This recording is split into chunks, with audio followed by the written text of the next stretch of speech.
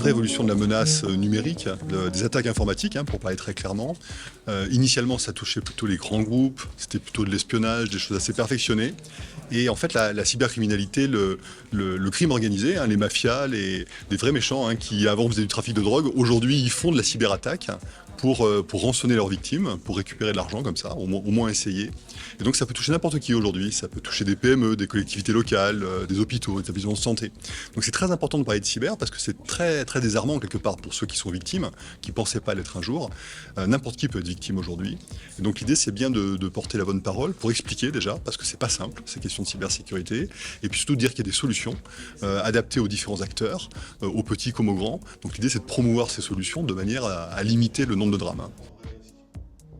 Aujourd'hui, ce que nous organisons, c'est un colloque SecNumeco. SecNumeco, c'est un format de colloque dédié à la sécurité économique et à la cybersécurité, labellisé par l'ANSSI et par le CICE, donc les services de l'État en charge de la sécurité des systèmes d'information et de la sécurité économique du territoire.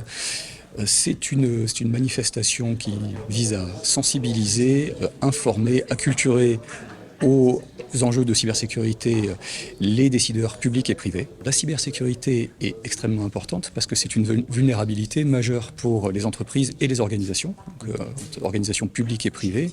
Ça peut mettre à l'arrêt une activité complète. Donc il faut se préparer, il faut anticiper. Ça coûte un petit peu d'argent au départ, mais ça vaut mieux que beaucoup plus tard.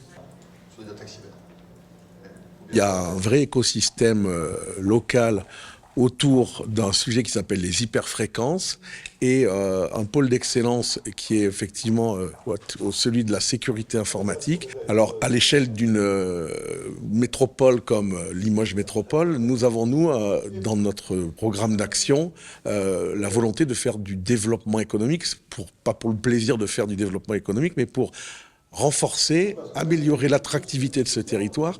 Un bâtiment de cette nature avec des experts qui vont fonctionner et qui vont, je dirais, émulsionner le sujet, ça va permettre de faire venir sans doute d'autres personnes de très bon niveau. D'ailleurs, il y a une usine qui va produire des radars à moyenne ou courte portée qui vient s'installer. Il y a aujourd'hui, je dirais, la volonté, et c'est porté par la métropole, à travers un programme d'action qui favorise aussi, par exemple, je prends un exemple, la venue de chercheurs et l'accompagnement, y compris des conjoints de chercheurs, pour trouver un job localement et pour pouvoir s'implanter durablement. C'est le souhait que nous avons.